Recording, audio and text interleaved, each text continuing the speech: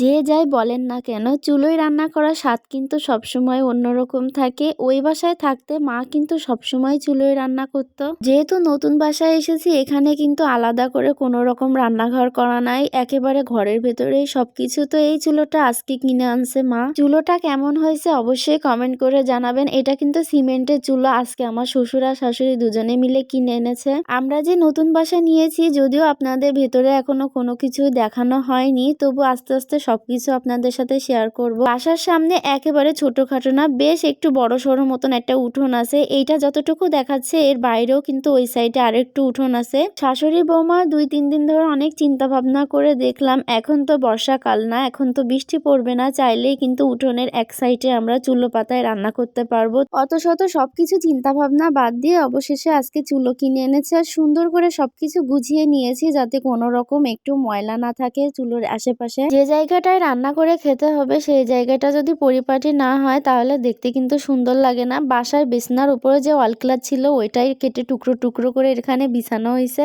আর 2 ঘরের জন্য 2টা নতুন ওয়াল ক্লথ কিনা হয়েছে। ওয়াল ক্লথ বললে ভুল হবে, ওয়াটারপ্রুফ যে বিছনা চাদরগুলো উঠেছে, তো ওই 2 ঘরের জন্য 2টা নিয়েছি। আর এটা কেটে কুটে একেবারে রেডি করে রেখেছি। নতুন চুলায় কাল থেকে রান্না শুরু হবে, অবশ্যই আপনাদের সাথে শেয়ার করব। আমার ভিডিওটি কেমন লেগেছে অবশ্যই আমাকে কমেন্ট করে জানাবেন। আজকের মতন ভিডিওটি এ পর্যন্তই। সবাই ভালো থাকবেন। আল্লাহ হাফেজ।